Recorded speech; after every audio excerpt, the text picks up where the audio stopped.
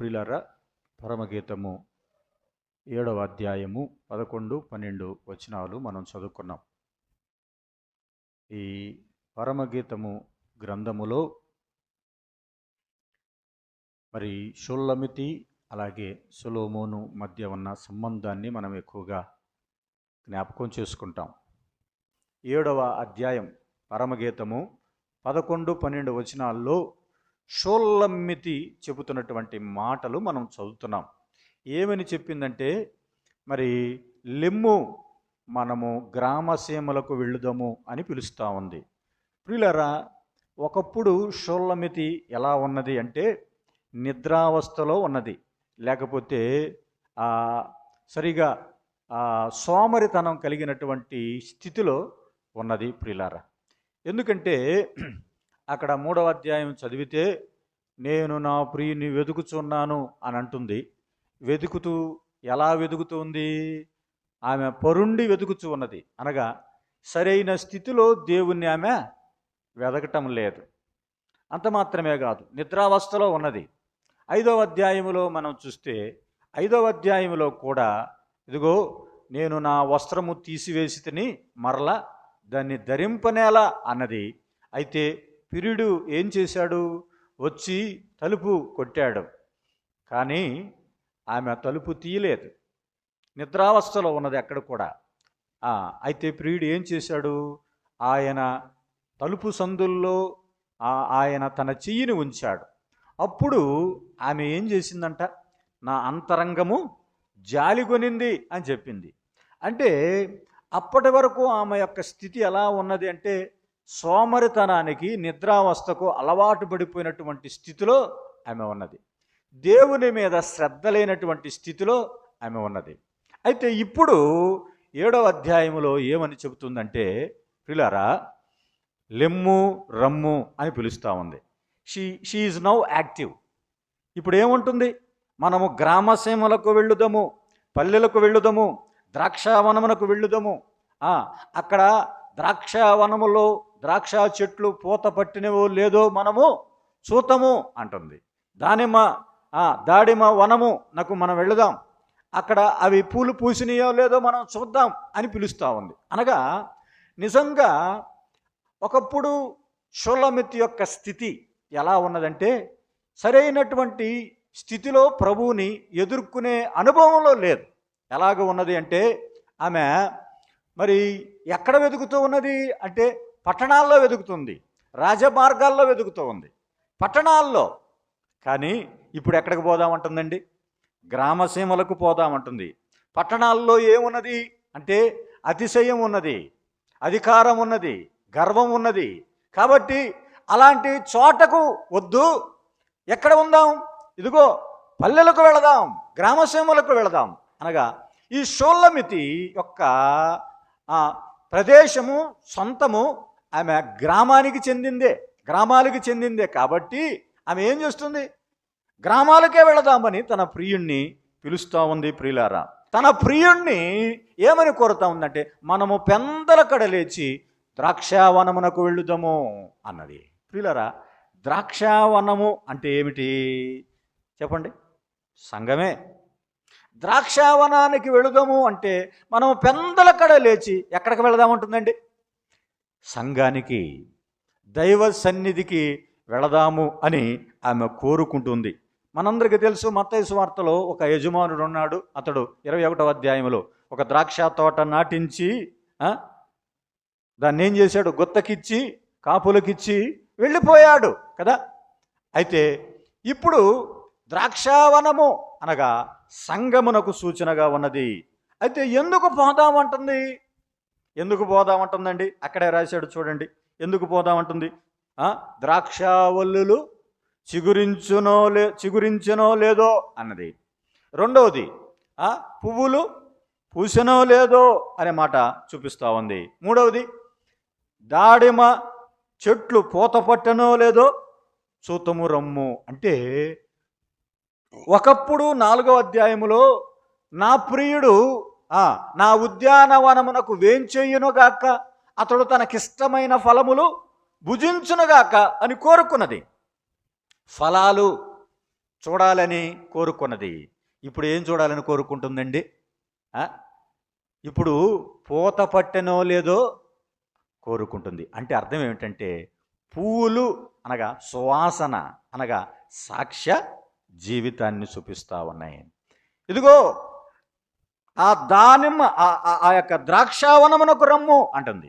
ద్రాక్షావనం అంటే సంగమునకు వచ్చినప్పుడు సంగములో ప్రియుడు ఏమి చూడాలని కోరుకుంటుంది? సంఘములో ఉన్న సాక్ష్యము. ప్రియులారా, సంఘము సాక్ష్యము కలిగినదిగా ఉండాలని ప్రభువు కోరుకుంటూ ఉన్నాడు. అయితే ఈ ప్రియురాలు ఇప్పుడు ఏం చేస్తుంది? ఇప్పుడు సాక్ష్యాన్ని చూపించాలని ఆమె కోరుకుంటూ let us get up early, will go to the country. Country అంటే ఏమిటంటే గ్రామము అని అర్థం. మనము గ్రామ సీమలకు వెళ్ళుదము అనే మాట్లాడుతూ ఉంది. అచ్చటనే అంటే ఎక్కడ? ద్రాక్షావనములో అనగా సంఘములో తన యొక్క ప్రేమ సూచనలు చూపిస్తానంటుంది. ప్రేమకు ఉన్న సూచనలు ఏమిటి? ఈ మధ్యాహ్నం వేళ మనం ఆలోచన చేయబోతూ ఉన్నాం. ప్రేమకు ఉన్న సూచన ఏమిటి? What is the sign of love? ప్రేమకు ఉన్న సూచన. ఉదాహరణకి క్రీస్తు ప్రభువు మనల్ని ప్రేమించాడు. ఆయన ప్రేమించినప్పుడు ఆ ప్రేమకు కొన్ని సూచనలు ఆయన చూపించాడు. ఏమిటి ఆయన చూపించిన సూచనలు అని మనం ఆలోచన చేస్తే, యేసుక్రీస్తు ప్రభువారు లేకపోతే తండ్రి ఈ లోకానికి తన కుమారుణ్ణి పంపించాడు. మనందరికీ తెలుసు, దేవుడు లోకమును ఎంతో ప్రేమించెను కాగా తన అద్వితీయ కుమారునిగా పుట్టిన అనేందు విశ్వాసముచ్చు ప్రతివాడు నశింపక నిత్యజీవం పొందినట్లు ఆయనను అనుగ్రహించెను. దేవుడు లోకాన్ని ప్రేమించాడు. దేనికోసం అంట? ప్రేమించి ఏం చేశాడు? ఆయనను ఈ లోకానికి పంపాడు. అనగా ప్రేమకు సూచన ఏమిటి? మనకు అర్థమైపోయింది. దేవుడు తన కుమారుణ్ణి ఈ లోకానికి పంపటమే. అటు ఇటు తిరగొద్దు పిల్లలు. దేవుడు ఈ లోకానికి పంపించటమే ఆయన యొక్క ప్రేమకు సూచన. అయితే క్రీస్తు ప్రభువారు ఈ లోకానికి వచ్చినప్పుడు ఆయన చూపించిన ప్రేమ ఏమిటి? ఆయన తన ప్రాణాన్నే ఏం చేశాడు? మన కొరకు పెట్టాడు. ఆయన మన కొరకు తన ప్రాణాన్ని పెట్టాడు. కాబట్టి ఇదే ప్రేమకు సూచన. 139వ కీర్తనలో నేను లేచుట, నేను కూర్చుండుట అన్నీ ప్రభువుకు తెలుసు అని చెప్తూ నేను ఆ మనిషి ఎలాగో రూపించబడ్డాడో జ్ఞాపకం చేస్తున్నాడు. నేను రూపించబడిన స్థితిని జ్ఞాపకం చేసుకుంటే నాకు భయమును ఆశ్చర్యం కలుగుతూ ఉందన్నాడు. దేవుడు మానవుని నిర్మించాడు. మానవుని నిర్మించటంలో దేవుని యొక్క ఉద్దేశం ఏమిటంటే దేవునికి మానవుని పట్ల ఉన్న ప్రేమ అని అర్థమవుతుంది. ఎందుకో తెలుసా? ఏదైనా ఒక ఇష్టం కలిగితే దాన్ని మనం తయారు చేసుకుంటాం. తయారు చేసుకొని దాని ఇష్టం ప్రకారం దాన్ని మనం అనుభవించడానికి చూస్తాం. అదే రీతిగా కీర్తన యెషయా గ్రంథంలో చెప్పినట్లుగా నేను నిర్మించిన నా జనులు అన్నాడు. ఆయన నిర్మించుకున్నాడు. ఎందు నిమిత్తం? ఆయన మహిమార్థమై అని చెప్పాడు. అయితే దేవుని మహిమార్థమై మానవుని నిర్మించాడు. అందులో ప్రేమను మనం చూస్తూ ఉన్నాం. ప్రియులారా, మనందరికీ తెలుసు, ఇర్మియా గ్రంథం 31వ అధ్యాయం 3వ వచనంలో శాశ్వతమైన ప్రేమతో నేను నిన్ను ప్రేమించుచున్నాను, విడువక నీ ఎడల కృప చూపుచున్నాను అన్నాడు. When God is sowing his mercy, దేవుడు కృప చూపుతున్నాడు అంటే అర్థం ఏమిటంటే తెలుసా? దేవుడు నిన్ను ప్రేమిస్తున్నాడు అని. దేవుడు నిన్ను ప్రేమిస్తున్నాడు కాబట్టే ఏమని చెప్తున్నాడు?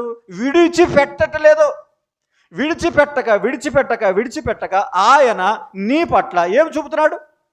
ఆయన కృపను చూపుతూ ఉన్నాడు. ప్రియులారా, రోమాపత్రిక 8వ అధ్యాయం మనం చదువుకుంటే మనం ఇంకను పాపులమై ఉండగా అన్నాడు. దేవుడు ఏం చేస్తున్నాడు? ప్రేమను వెల్లడిపరుస్తూ ఉన్నాడు. ప్రియులారా, అర్థమైందా? దేవుడు ప్రేమను చూపిస్తున్నాడు అంటే అర్థం ఏమిటి చెప్పండి? ప్రేమకు సూచన ఏమిటి? అక్కడ చెప్పాడు కదా, మన కొరకు చనిపోయాను. ఇదే సూచన. దేవుడు చనిపోయాడు. ఏది సూచన? నీ కొరకు నిన్ను ప్రేమించాడు అంటానికి సూచన ఏమిటి? ఏంటి సూచన? మన కొరకు ఆయన చనిపోయాడు. దేవుడు మనకేమనుగ్రహించాడంట? పరిశుద్ధాత్మను అనుగ్రహించాడు. పరిశుద్ధాత్మను దేవుడు ఎప్పుడైతే మనకు అనుగ్రహించాడో దాంట్లో ఏం కనపడుతుందండి? దేవుని ప్రేమ. అనగా తండ్రి ప్రేమ, కుమారుని ప్రేమ, పరిశుద్ధాత్మ యొక్క ప్రేమ, ఈ మూడిటిని మనం చూస్తున్నాం. ఏమిటి? తండ్రి తన కుమారుని ఈ లోకానికి పంపించటం తండ్రి యొక్క ప్రేమ, కుమారుడు మన కొరకు చనిపోవటం కుమారుని యొక్క ప్రేమ, పరిశుద్ధాత్మను మనకు అనుగ్రహించబడటం పరిశుద్ధాత్మ యొక్క ప్రేమ. అనగా దేవుని యొక్క ప్రేమను మనం చూస్తూ ఉన్నాం. ఇదే సూచన దేవుడు మానవుని పట్ల ఆయన చూపిస్తున్నటువంటి ప్రేమ. ప్రియులారా, ప్రేమ నీకు సంతోషం ఇచ్చింది, ప్రేమ నీ కొరకు త్యాగం చేసింది, ప్రేమ క్రీస్తు ప్రభు ఈ లోకానికి వచ్చి మరణించటానికి ప్రేమ ఏం చేసింది? నాకు ఉన్నది ఒక్కడే కుమారుడు, కానీ నాకు అవసరం లేదని చెప్పేసి తన కుమారుని మనకిచ్చాడు. అదే త్యాగం. ప్రేమ అలాంటిది. కాబట్టి ఇవన్నీ దేవుడు మన పట్ల చూపిన ప్రేమకు ఏమిటి? సూచనలు. మనకు అర్థమైపోయింది దేవుడు మనల్ని అలాగూ ప్రేమించాడు. ప్రేమిస్తే ఆయన మరి సంతోషింపజేస్తున్నాడు. ప్రేమిస్తే ప్రేమను బట్టి ఆయన త్యాగం, ప్రేమను బట్టి పరిశుద్ధాత్మను మనకు అనుగ్రహించాడు, తన కుమారుని అనుగ్రహించాడు. ఇన్ని చేసినటువంటి ఆయన ప్రేమించాడు అంటే, ఉదాహరణకి ఒక కుమారుడు ఉన్నాడు. కుమారుడు తప్పు చేశాడు అనుకోండి. తప్పు చేస్తే ప్రేమించేవాడైతే తప్పు చేస్తున్నప్పుడు ఏమంటాడు చెప్పండి? శిక్షిస్తాడా? శిక్షించడా? ప్రేమించేవారిని ప్రభు శిక్షిస్తాను అంటున్నాడు. అంటే ఈ ప్రేమ కపటమైన ప్రేమ కాదు ప్రియులారా. మా ఇంటికి ఈరోజు భోజనానికి రా అని పిలిస్తే సంతోషపడి మనం భోజనానికి వెళ్ళామనుకోండి, తర్వాత వాడు ఏం చేస్తాడో తెలుసా? మనసులో లెక్కలు రాసుకుంటాడంట. సామెతల గ్రంథంలో ఉంది కదా, మనసులో ఏం చేస్తాడు? ఈరోజు ఇక్కడికి వచ్చాడు కదా, రేపు ఫలానా దగ్గరికి నేను పిలుస్తాను, అప్పుడు ఈ లెక్క సరిపోతుంది అనుకునేవాడు. ఇదిగో ఒక వ్యక్తి దుఃఖములో బాధపడుతున్నప్పుడు నిన్ను ఓదార్చాడు అన్నప్పుడు, అబ్బా నన్ను ఎంతగా ఓదార్చాడో, నన్ను ఎంతగా ప్రేమిస్తున్నాడో నువ్వు అనుకుంటున్నావు. ఎంతగా ప్రేమిస్తున్నాడో నువ్వు అనుకుంటున్నావు, కానీ మనసులో ఏమనుకుంటున్నాడు తెలుసా? బాగానే జరిగింది, ఇలాగే జరగాలే అనుకుంటున్నాడేమో. కాబట్టి ఇది కపటమైన ప్రేమ ప్రియులారా. ఇదిగో నా పెళ్ళికి కొంత గిఫ్ట్లు తీసుకొని వచ్చారు, లేకపోతే మా కుమారుని పెళ్ళికి మంచి గిఫ్ట్లు తీసుకొచ్చారు, ప్రేమించాడు కాబట్టే ఇంత గొప్ప బహుమానం తెచ్చాడు అనుకుంటూ ఉన్నప్పుడు అతడేమనుకుంటాడు తెలుసా? నాకు కూడా 2 కుమారులు ఉన్నాడు, నా పెళ్ళికి కూడా ఇతడు బహుమానం తీసుకొస్తాడు అనే అనుకుంటాడు. కారణం ఏమిటి? ఈ ప్రేమలో షరతులు ఉన్నాయి, ఈ ప్రేమలో కపటము ఉన్నది. కానీ క్రీస్తు ప్రేమ, ఒకవేళ నువ్వు తప్పు చేస్తే నువ్వు తప్పు చేసావని శిక్షించే ప్రేమ, గద్దించే ప్రేమ ఆయన ప్రేమ. అర్థమైందా? ఆయన ప్రేమలో ఎలాంటి కపటము లేదు ప్రియులారా. ఇది ప్రేమకు సూచన. గద్దించటం ప్రేమకు సూచన, శిక్షించటం ప్రేమకు సూచన, త్యాగం చేయటం ప్రేమకు సూచన. తండ్రి ప్రేమలో ఇన్ని సూచనలు మనం చూస్తున్నప్పుడు ప్రియులారా, ఇప్పుడు షోలమితి అంది, నా ద్రాక్షావనమునకు రమ్ము అని పిలుస్తుంది. లెమ్ము రమ్ము, ద్రాక్షావనానికి వెళుదాం, నా ప్రేమ సూచనలు అక్కడ నేను చూపిస్తా, కనుపరుస్తాను అని అంటుంది ప్రియులారా. అర్థమైందా? తప్పు చేస్తే తప్పు అని చెప్పేదే దేవుని ప్రేమ. ఒకవేళ నీ స్నేహితుడు తప్పు చేశాడు అనుకోండి, తప్పు చేస్తే ఇంకా వాడు చెడిపోవాలే అని ఆలోచన చేస్తున్నట్టు అలాగా ఉండకుండా, స్నేహితుడు, నిజమైన స్నేహితుడు ఏం చేస్తాడు? రే, నీ పద్ధతి నాకు నచ్చలేదురా, నీ ఆలోచన నాకు నచ్చలేదురా, నీ మాట నాకు నచ్చలేదురా, ఇలా ఉండటం నాకు నచ్చలేదురా అని గట్టిగా చెప్పగలుగుతున్నావంటే అదే నిజమైన ప్రేమ ప్రియులారా. ప్రేమ ఏం చేస్తుంది? అది త్యాగం చేస్తుంది. నువ్వు నాకు ఇష్టం అంటున్నావు, అంటూనే మరొక వ్యక్తిని నువ్వు ఇష్టపడుతున్నావు అంటే అంటే ఈ- ఈ- ఈ- ఇక్కడ ఇష్టమే అక్కడ ఇష్టమే, రెండు చోట్ల ఇష్టాన్ని నువ్వు చూపిస్తున్నావు చూడు, అది నిజమైన ప్రేమ కాదు. ఒకవేళ నీ భార్యతో నువ్వేమంటున్నావు, నువ్వంటే నాకు ఇష్టం అని చెప్తున్నావు, అదే ప్రేమ వేరొక చోట నువ్వు చూపిస్తున్నావు అంటే అర్థం ఏమిటి? అది నిజమైన ప్రేమ కానే కాదు. కాబట్టి ప్రేమలో ఎలాంటి కపటము లేదు. అయితే ఈ షూలమితి మాట్లాడుతున్నటువంటి మాటలు ఏమంటున్నాడు? Let us come, I will show the science of love. ప్రేమకు సూచనలను నేను నీకు చూపించదను అన్నాడు. ఇంగ్లీష్ బైబిల్లో I will give you my love అని రాయబడింది. I will give you my love, నా ప్రేమను నీకు చూపిస్తా. అయితే ఒక విశ్వాసిగా మనము దేవుని పట్ల చూపించవలసిన ప్రేమ ఏమిటి? ఇప్పుడు షూలమితి అనగా సంఘము, లేకపోతే ద్రాక్షావనములో అనగా సంఘము దేవుని పట్ల చూపించవలసిన ప్రేమ ఏమిటి? అదే మనం చూస్తున్నాం. నా ప్రేమ సూచనలు నేను నీకు చూపించదను అన్నాడు. అంటే ఒక వ్యక్తి దేవుణ్ణి ప్రేమిస్తున్నాడు అంటే దానికి సూచన తప్పనిసరిగా ఉండాలి.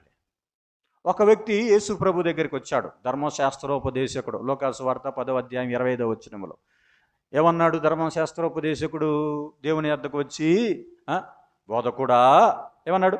నిత్య జీవనకు వారసుడనవ్వాలంటే నేనేమి చెయ్యాలి అన్నాడు. క్రీస్తు ప్రభు చెబుతున్నటువంటి ప్రేమ సూచన ఏమిటో తెలుసా? ఇదిగో, నీ దేవుడైన యెహోవాను నీవు పూర్ణ హృదయముతో, పూర్ణ మనస్సుతో, పూర్ణ శక్తితో, పూర్ణ వివేచనతో ఆయనను ఏం చేయాలి? ప్రేమించాలి అన్నాడు. అంత మాత్రమే కాదు, అసలు ప్రేమ ఎలా చూపిస్తాం ప్రభు అంటే, నిన్ను వలె నీ పొరుగువాన్ని ప్రేమ చూపించాలి అంటే ఎలా చూపించాలి ప్రభువా అనంటే, ఇదిగో నీ పొరుగువాన్ని ప్రేమించు. నా పొరుగువాన్ని నేను ఎలా ప్రేమిస్తాను అనగానే ఆయన ఒక ఉపమానం చెప్పాడు. ఇదిగో, ఒకడు యెరూషలేము నుంచి యెరికోకు వెళుతున్నాడు, దొంగల చేతిలో చిక్కబడ్డాడు. అక్కడికి ఒక యాజకుడు వచ్చాడు, ఒక లేవీయుడు వచ్చాడు, అలాగే ఒక సమరయుడు కూడా వచ్చాడు. ఈ వచ్చిన వారిలో ఏం చేశారు? ఒక్కొక్కడు అక్కడ చదివితే ఏమన్నాడు? ఎవరు? మిగిలిన వారు ఇద్దరు కూడా, సమరయుడు తప్ప మిగిలిన వారు ఇద్దరు కూడా ఆ వ్యక్తి మీద జాలి పడిన వారు కాదు, దగ్గరికి పోయిన వారు కాదు, గాయములు కట్టినవారు కాదు, పూటకోళ్ళవాని ఇంటికి తీసుకుని వెళ్ళినారు కాదు, అతని కొరకు ఖర్చు పెట్టిన వారు కాదు. అంటే ఈ సమరయుడు ఏం చేశాడు? జాలి పడ్డాడు. మొదటి అతని యొక్క కండిషన్ ఏం చేశాడండి? జాలి పడ్డాడు.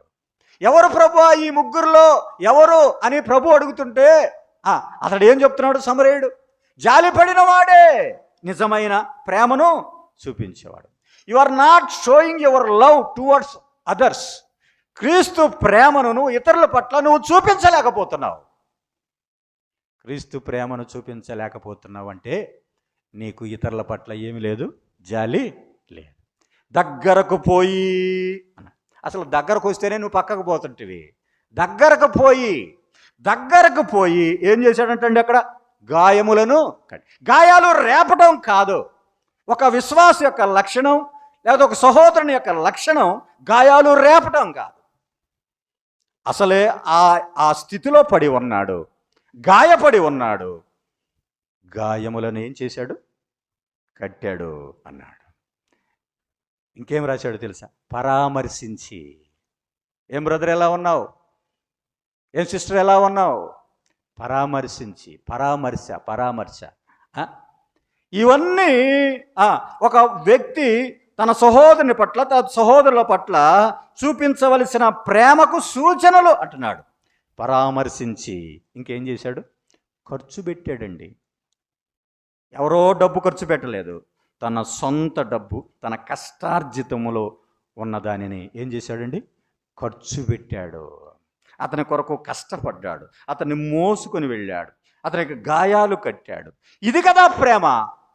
ఇప్పుడు ప్రభు అడుగుతున్నాడు, ఎవరు ఈ ముగ్గురిలో ప్రేమించిన వారు అనగానే అతని యందు జాలి పడిన వాడే. అయితే ప్రేమకు సూచన ఏమిటి పిల్లారా? నీవు నీ సహోదరుని పట్ల జాలి పడటమే ప్రేమకు సూచన అన్నాడు. సహోదరుని ప్రేమిస్తున్నామా? సహోదరుని ప్రేమించటం అటుంచి సహోదరుని మనము ద్వేషించుచున్నాము అన్నాడు. తన సహోదరుని ద్వేషించువాడు ఎవరన్నాడు? నరహంతకుడు. ఇతడేమని వచ్చాడు దేవుని దగ్గరికి? బోధకుడా, నిత్య జీవానికి వారసుని అవ్వాలంటే నేనేం చెయ్యాలి అన్నాడు. నిత్య జీవం పొందాలి అంటే చెప్పిన మాట ఏంటంటే నీ సహోదరుని, సింపుల్, నీ సహోదరుని ప్రేమించాలి. తన సహోదరుని ద్వేషించువాడు ఏమన్నాడు? నరహంతకుడు, వానిలో నిత్య జీవము లేదు. నిత్య జీవం కోల్పోతావు నువ్వు. దేన్ని బట్టి? నీ సహోదరుని ప్రేమించలేని స్థితిలో ఉన్నప్పుడు నీవు నిత్య జీవాన్ని కోల్పోతావు అని చెప్తున్నాడు. అతడు నరహంతకుడు. అతడేమంటాడు? తన ఎదుట కనబడిన సహోదరుని ప్రేమించలేని వాడు కనబడిన దేవుణ్ణి ఎలా ప్రేమిస్తాడు? ఒకవేళ నేను దేవుని ప్రేమిస్తున్నాను అంటే అతడు అబద్ధికుడగును అన్నాడు కదా. ఏమవుతాడంటండి? నేను దేవుని ప్రేమిస్తున్నా. నీ పక్కనున్న సహోదరుని ప్రేమించకపోతే నువ్వు దేవుని ఎట్లా ప్రేమిస్తావు? నువ్వు చెప్పేదంతా అబద్ధం అంటున్నాడు. అర్థమైందా? మన సహోదరుని మనం ప్రేమించాలి, మన సహోదరులను మనం ప్రేమించాలి. ఎప్పుడు చూసినా హృదయాల్లో ఏమేమో పెట్టుకొని ఏం సాధిస్తాం మనం? సహోదరుల పట్ల ప్రేమను చూపించాలి. అర్థమైందా? కాబట్టి ఇది మొదటి సూచన. ఏమిటి? నీ దేవుణ్ణి ప్రేమించటం అంటే ఏమిటి అంటే నీ సహోదరుని ప్రేమించడం. ఇది ప్రేమకు మొదటి సూచన అనే మాట మనం చూస్తున్నాం ప్రియులారా. 7వ అధ్యాయం లూకాసు వార్త 7వ అధ్యాయం 47వ వచనం చదువుదాం. చూడండి. లూకాసు వార్త 7వ అధ్యాయం 47వ వచనంలో ఏమన్నాడండి? ఆమె విస్తారముగా ప్రేమించెను. చూసారా? దేవుడు చెబుతున్న మరొక సూచన ఏమిటంటే ఆమె విస్తారముగా ప్రేమించిందంట. దేవుడు మనము దేవుని పట్ల చూపించవలసిన ప్రేమకు సూచనగా ఏమిటి ఆ సూచన అంటే, ఇదిగో క్రీస్తు ప్రభువు సీమోను అనేటువంటి ఒక పరిసయ్యుని ఇంటికి విందుకు లేకపోతే భోజనానికి ఆహ్వానించబడ్డాడు. ఆహ్వానం లేకుండా ఒక పాపాత్మురాలు కూడా వచ్చింది. పాపాత్మురాలు వచ్చింది. అయితే సీమోనును పిలిచి చెప్తున్నాడు, అయ్యా నేను నీ ఇంటికి వచ్చాను, నా కాళ్ళు కడుక్కోవటానికి నీవు నీళ్లు ఇయ్యలేదు, కానీ ఈమైతే తన కన్నీటితో నా పాదములను తడిపింది అన్నాడండి. చూసారా? ఇదే ప్రేమ. ఇదిగో ఇప్పుడు షోలమెత్తి చెబుతున్నటువంటి మాట ఏమిటంటే, ఆ ద్రాక్షావనమునకు రా, నా ప్రేమ సూచనలు నీకు చూపిస్తా. ఏమిటా ప్రేమ సూచన అంటే కన్నీరు. అంతే, కన్నీరు కారుస్తుంది. సంఘము ఎలా ఉండాలండి? కన్నీరు కార్చే సంఘముగా ఉండాలి. అవును, కన్నీరు కార్చే సంఘంగా ఉండాలి. ఎవరి కోసం? పిల్లరా, నిజంగా ప్రభు ఆమె ప్రేమకు పొంగిపోయాడు. ఆమె చూపుతున్నటువంటి ప్రేమ ఎంత ప్రేమించిందో చెప్తున్నాడు. విస్తారమైన ప్రేమ. ఒక వ్యక్తి దేవుని ప్రేమిస్తున్నాడంటే అతడు ఏం చేస్తాడు? కన్నీరు కారుస్తాడు. ఎవరి కోసం? ఇతరుల కోసం, నశించిపోతున్న వారి కోసం. సర్వలోకానికి వెళ్ళి సర్వ సృష్టికి సువార్త ప్రకటించమని చెప్పాడు. కాబట్టి దేవుని వాక్యాన్ని నేను ప్రకటించాలి, నశించిపోయే వారి కోసం నేను సువార్త ప్రకటించాలని కన్నీరు కారుస్తాడు. సంఘములో ఎవరైనా ఇబ్బందులో ఆపదలో ఉన్నారో వారి కొరకు కన్నీరు కారుస్తావు. కన్నీరు అనేది ఒక సూచన. ఒక వ్యక్తి దేవుని ప్రేమిస్తున్నాడు అనటానికి ఇది ఒక సూచన అని జ్ఞాపకం చేస్తూ ఉన్నాడు ప్రియులారా. ఆమె ఏం చేసింది? పాదాలు తడిపింది. రెండోది ఏం చేసింది? తల వెంట్రుకలతో ఏం చేసింది? తుడిచింది. సిమోను పిలిచి అంటున్నాడు, నేను నీ ఇంటికి వచ్చాను, నీవు నన్ను ముద్దు పెట్టుకోలేదు, నీవు నన్ను ముద్దు పెట్టుకోలేదు. కానీ ఆమె లోపలికి, ఆ మాట చదువుదాం చూడండి, లోపలికి వచ్చినప్పటి నుండి అన్నాడు. ఎప్పటి నుంచి అంటండి? లోపలికి వచ్చినప్పటి నుండి ముద్దు పెట్టుకొనట మానలేదు. చూసారా? లోపలికి వచ్చినప్పటి నుండి ముద్దు పెట్టుకొనట ఆరాధన, అంతే కదా ప్రియులారా? మనము దైవ సన్నిధిలో ఉన్నప్పుడు లోపలికి వచ్చినప్పటి నుండి మనం చేయవలసిన పని ఏమిటి చెప్పండి? ప్రభువుని మనం ఆరాధిస్తూనే ఉండాలి.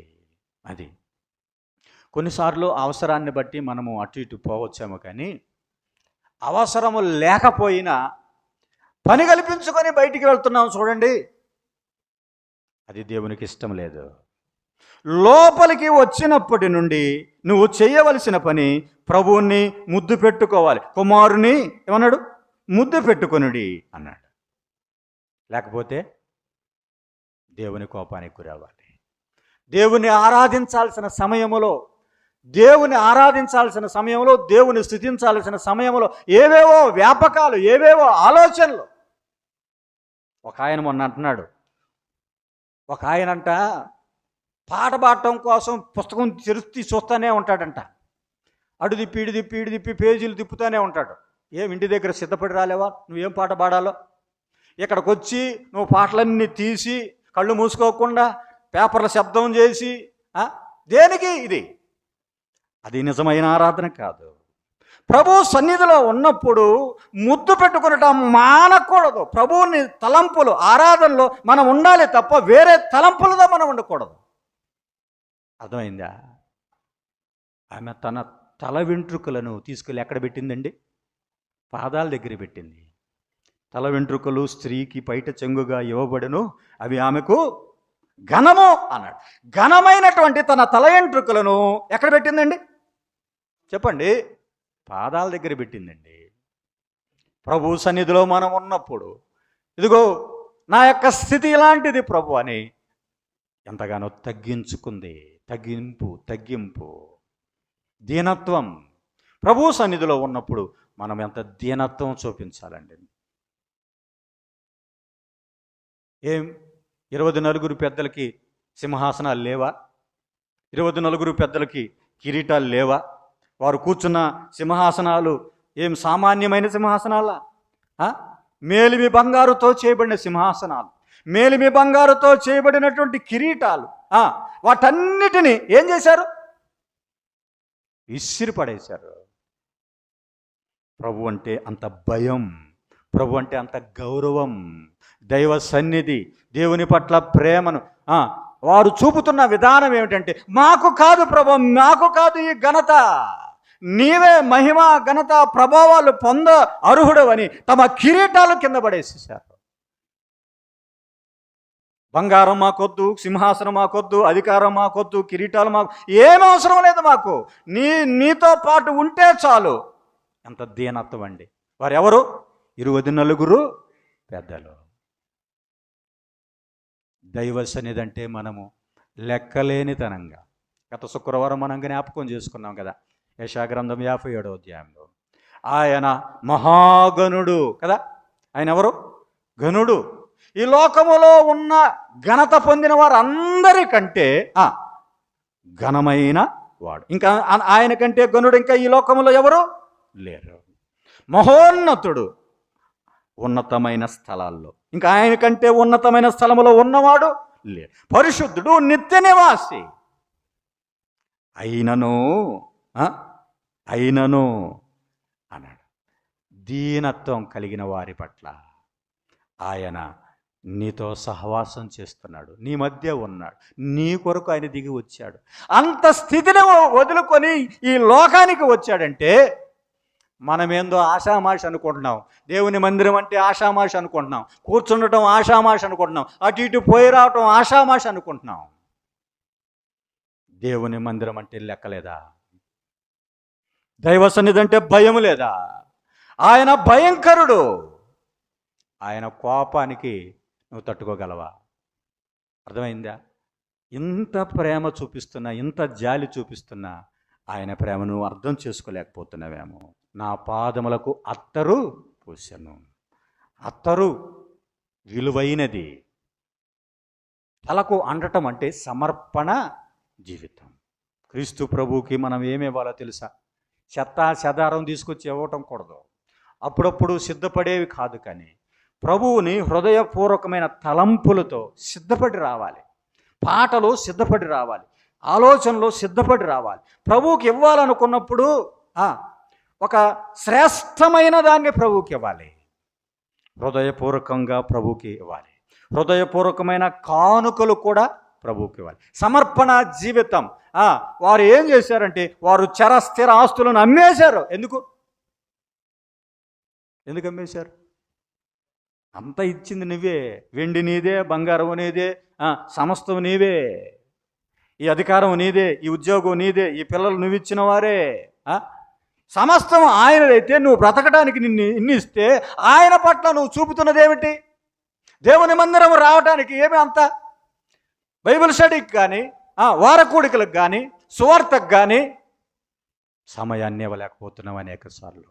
మన పనులు ఎక్కువైపోయినాయి, మన వ్యాపకాలు ఎక్కువైపోయినాయి. ఇచ్చేది కూడా రవ్వంతగానే ఇస్తున్నాం. సమయం మాత్రమే కాదు, దేవునికి ఇచ్చే విషయంలో కుంచితమైన స్వభావంతో దేవునికి ఇవ్వటానికి ఇష్టపడలేకపోతున్నాం. అంత ఆయన ఇచ్చినప్పుడు కనీసం దశంభాగంలోనైనా ప్రభువుకి ఇవ్వటానికి మనసు రావట్ల. కారణం ఏమిటంటే దేవుడు కృప చూపిస్తున్నాడు, దేవుడు కరుణ కలిగిన వాడనే ఆలోచనతోనే నువ్వు ఉంటున్నావు. ఇంత ఆరోగ్యకరంగా నువ్వు ఉన్నావు అంటే కారణం ఏంటి చెప్పండి? దేవుడే కదా. ఒక్కసారి నీకు ఇచ్చిన ఆరోగ్యాన్ని తీసివేస్తే ఏం చేస్తావు అప్పుడు? ప్రేమకు సూచన తగ్గింపు, ప్రేమకు సూచన వినయం, ప్రేమకు సూచనగా ఆమె ఏం చేస్తుందంటే ముద్దు పెట్టుకున్నట్టు. అనగా ఏం చేయాలి? మనం దేవుణ్ణి ఆరాధించాలి, కన్నీరు కార్చాలి. నశించిపోతున్న ఆత్మల కోసం కన్నీరు కారుస్తున్నావా?